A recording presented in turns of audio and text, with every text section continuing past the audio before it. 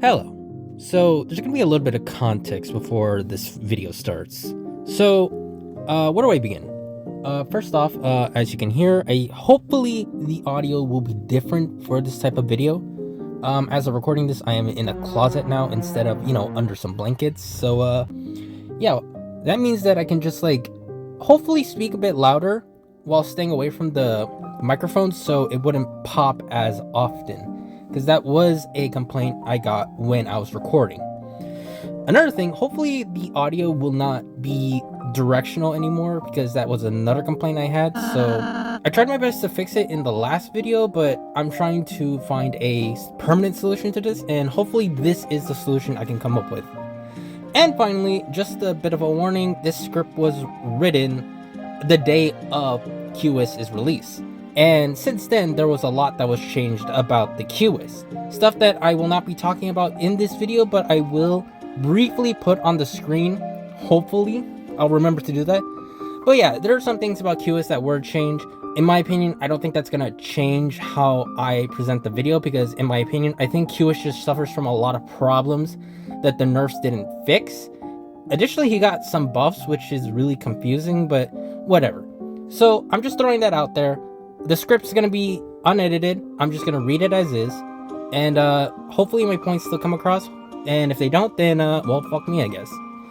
But yeah, with that little preamble out of the way, let's finally get into the video proper.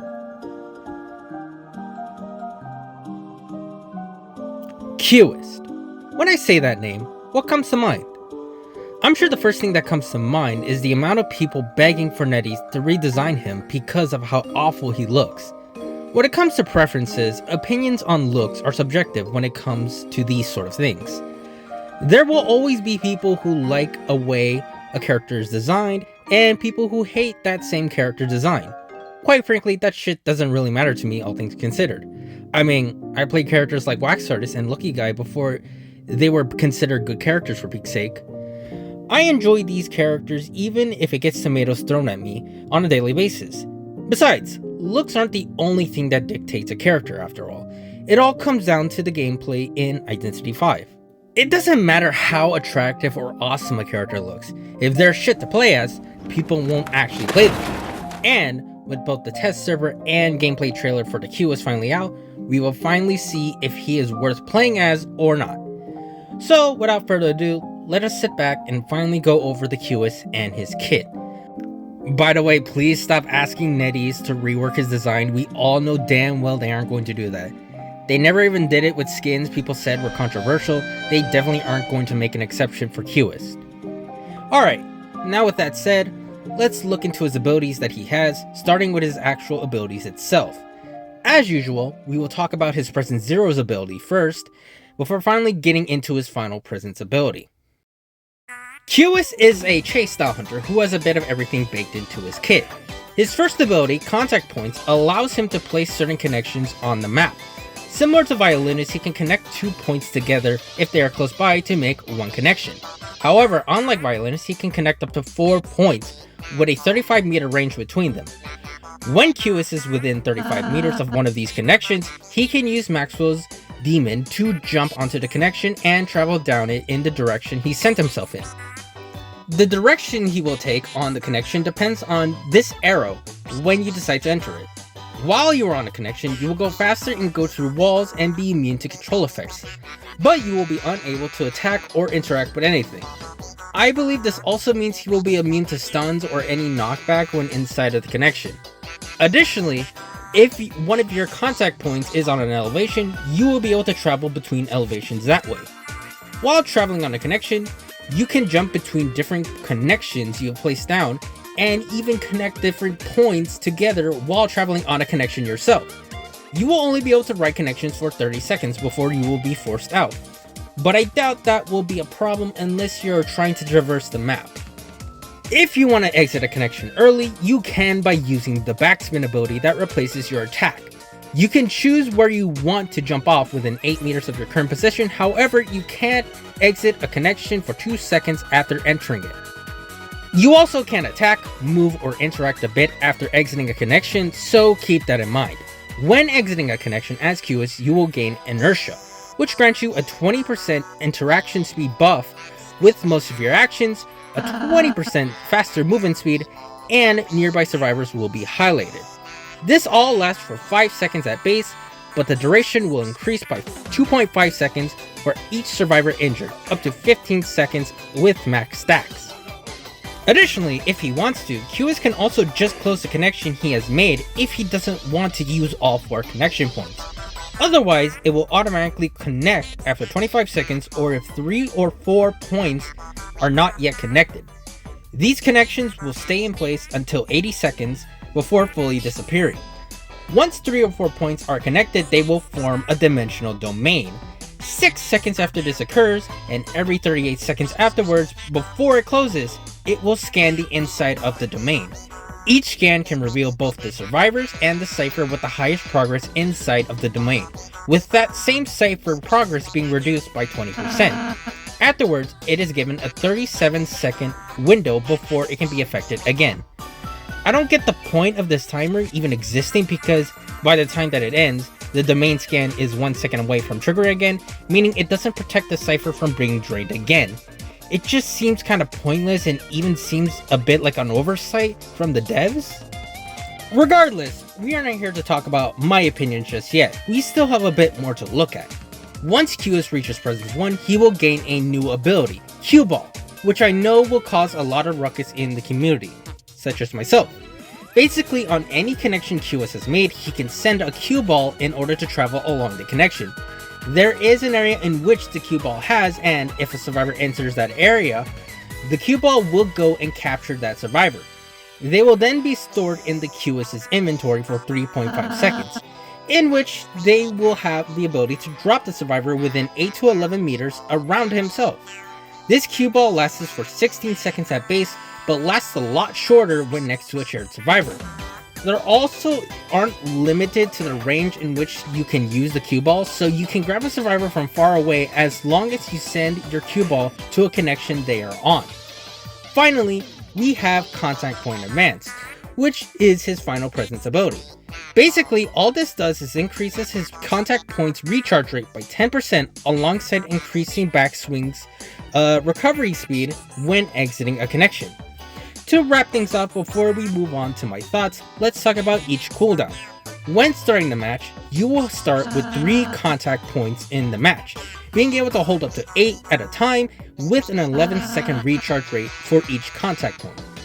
You have 2 uses of Maxwell's Demon to use, with 24-second recharge rate for each use.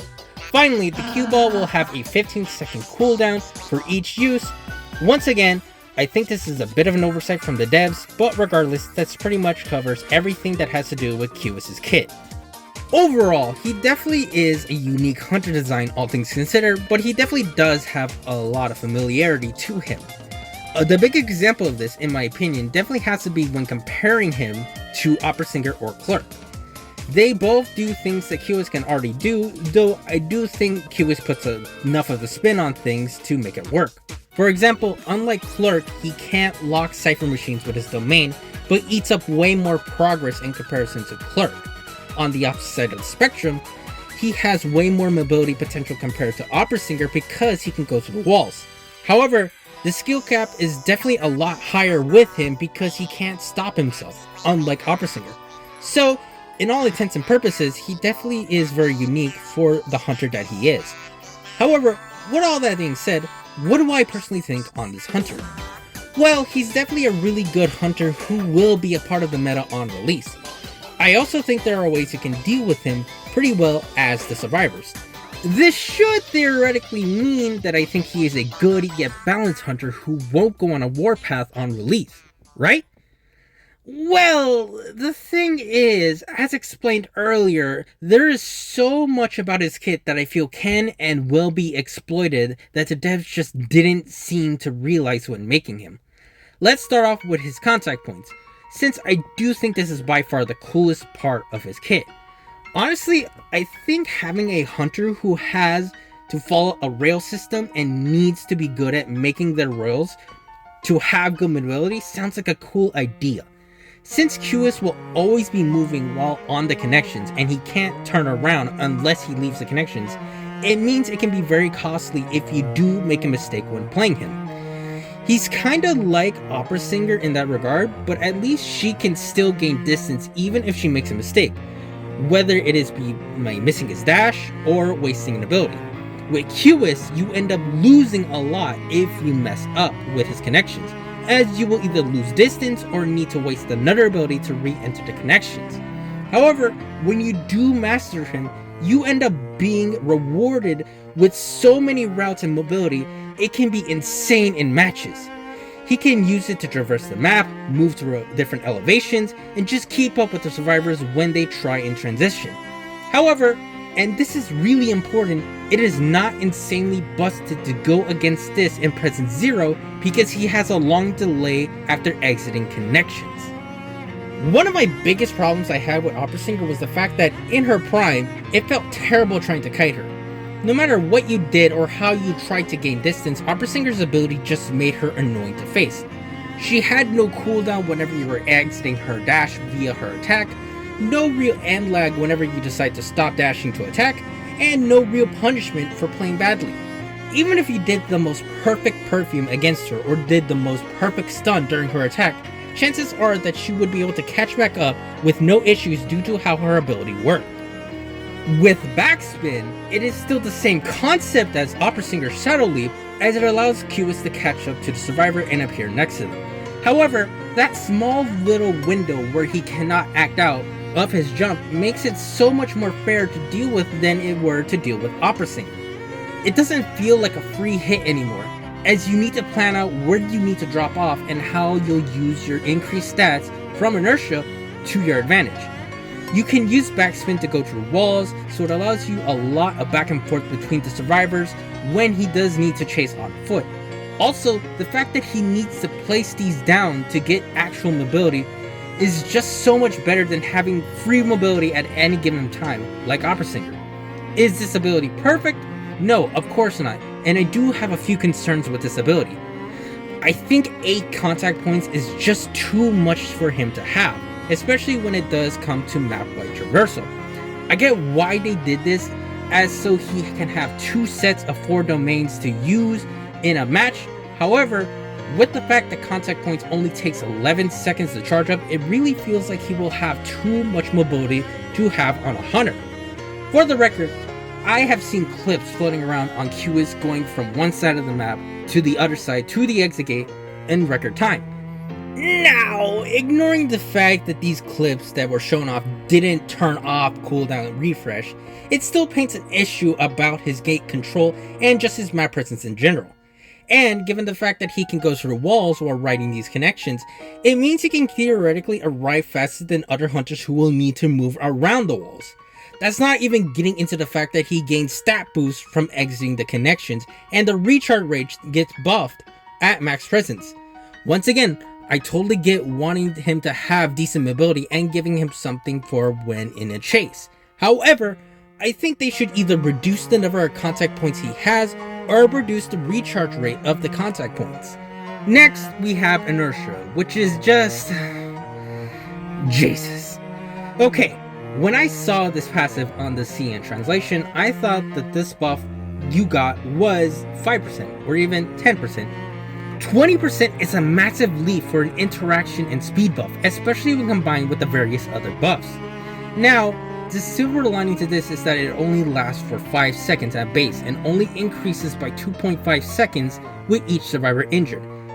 However, given you hit the rescuer when they rescue the survivor off of chair, it means when you get off of your connections, you will gain this speed boost for 10 seconds, which is still an absurd amount of time to have. Not to mention, when paired with destructiveness, you will essentially break pallets 60% faster. I just think that 20% is just too high of a number to give as an ability buff that is fairly easy to get. Nightmare can almost get the same number at the beginning of the match, but it requires a lot more work, and he is overall a worse hunter than Cueist is. Other than that, I do think this ability is fine if they do tinker with it a bit. I mean, he already gets a lot of speed via his connections, I don't think he needs any more. Then there are the domains. which is a pretty decent but annoying way to give Cueist map prisons. Let me tell you this, there is a reason why Opera Singer and Hullabaloo have no way of delaying or slowing down ciphers. In fact, there is a reason none of the Rushdown map mobility hunters have a way to slow down or even regress ciphers.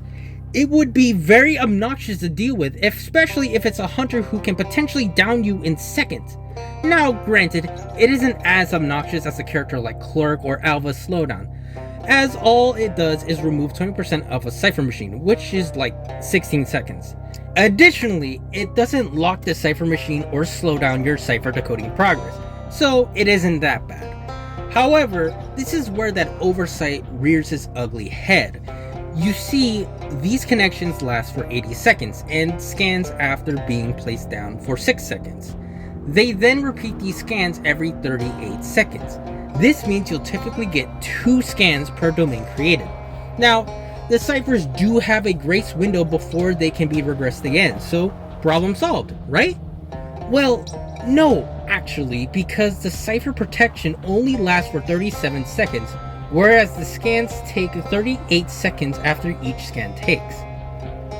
This means you can get 40-second regression on a single cipher machine for free, which can be incredibly frustrating, especially if it's a cipher machine that didn't have much progress.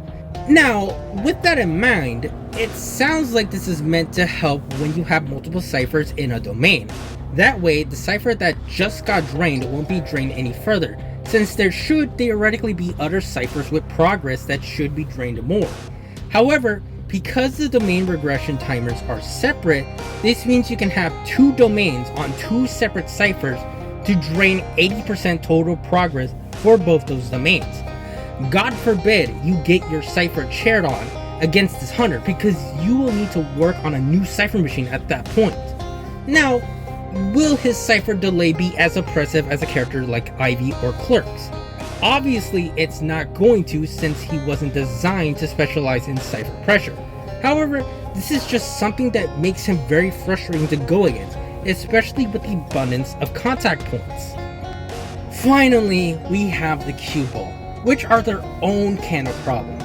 Now, when it comes to the overall, I don't think the cue balls are that big of a deal, at least as big as people are making it out to be. You don't really have them at present 0, so kiting against them will be fine.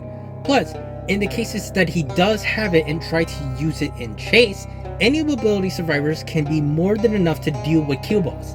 Additionally, I don't think the cue balls will be that bad to deal with in a camping sense. Remember, you can see where the cue balls are, and the duration is drastically reduced when next to a shared survivor.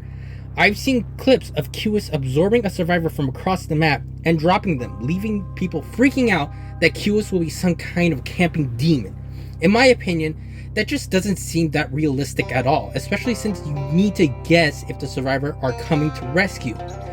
I just feel like there's a lot of ways to play around his cue balls, especially if you know how to go against it, and if you know to go in early. If you know how to play as a rescuer or know how to rescue as a survivor, you should be able to deal with the cue balls fairly well. Because of that, this doesn't sound like an issue in my opinion. What is an issue, however, is the fact that you can literally kidnap survivors with the cue ball. Yeah, apparently, when you grab someone with a cue ball, you can take them with you through a warp portal and drop them off that way. This is the final oversight I have a problem with, because this makes the cue ball going from an annoying but manageable ability to a flat out busted ability. This basically means Cueist can just place down a warp portal, place 2 contact points on the chair, and if you even think about getting close to the chair as survivor, you will get sent halfway across the map. If you attempt to rescue again after this, you are screwed, because he will make it back to the chair before you with his abilities. If you just wait it out, tough shit, because those connections last for 80 seconds. And by the time that they're done, that survivor is already dead. If you decide to double rescue against him, then the team isn't decoding and it slows ciphers to a crawl. And finally, if you are a rescuer who can make it back to the chair relatively safely somehow, then guess what? They are already after half because of the warp strategy. This one oversight just creates so many problems with cue balls that it is just baffling that they missed this. What makes this even more puzzling is the fact that this is such an easy problem to fix. All you have to do is make it so the game thinks Cueist is in the balloon state or is using his ability when he is holding a survivor. That way, he cannot access the warp portals whether he's walking through them or trying to release them while he has someone on his hands. That way, he can't take the survivor to the other side of the map and guarantee that the shared survivor dies. Hello, Future Geo here, writing this final note on cue balls. So, while browsing through Twitter, I came across a method that can essentially make the cue balls uncounterable when used correctly. Basically, when you place a contact point, even if there is no connection, you can actually place a cue ball on the connection point. Now, in this state, if you were to place another contact point to connect it to, the cue ball will automatically move in that direction. Because of that, you can abuse this mechanic by placing a cue ball point down and following the survivors. Then, when you're ready to get the hit, you send the cue ball in the direction you're heading and hit the survivor right before the cue ball arrives. This traps the survivor in the cue ball, forces them to waste their damage wounds, and drops them near you to get hit. Now, I'm not going to sugarcoat it. This is by far the most bullshit ability I've ever seen. I'm sure you guys know this, but I hate designs like this where the hunter can basically get a free hit or down with nothing you can do about it. So, for Cueist to be able to do this after Presence 1 is so absurd in my opinion. It further removes any of the skill he would have needed to play him well and turns him into another lock-off Goatman. I know that this is such a minor thing and the devs might nerf this when he comes to the live servers. However, just the fact that the devs even allowed something like this in the game with no issues is just infuriating. Honestly, I think this one oversight alone basically sums up all of my thoughts on the Cueist. He is a really cool hunter concept that has a lot of potential of being skill dependent to play as. However, there are so many things that the devs didn't realize with his kit that puts a sour taste in my mouth. I think what makes it worse is the fact that realistically, he's always going to have max presence early into the match because he's most likely going to be an Insolence Hunter. The buffs he gets at max presence and the cue balls themselves are just too good to pass up. This has the potential to make Cueist extremely busted when used well, which can make Cueist extremely miserable to go up against. Now, obviously, they're going to nerf him and keep nerfing him until he's balanced to go up against. However, this is important to keep in mind and lay these problems out so they won't stay in the game for too long. Goatman's lockoff strat is a prime example of something that long overstayed its welcome and was frustrating to deal with. Hell, the same can be said about final deductions, which essentially guaranteed a 4K and are miserable to deal with if the hunter is pathetic enough to abuse them.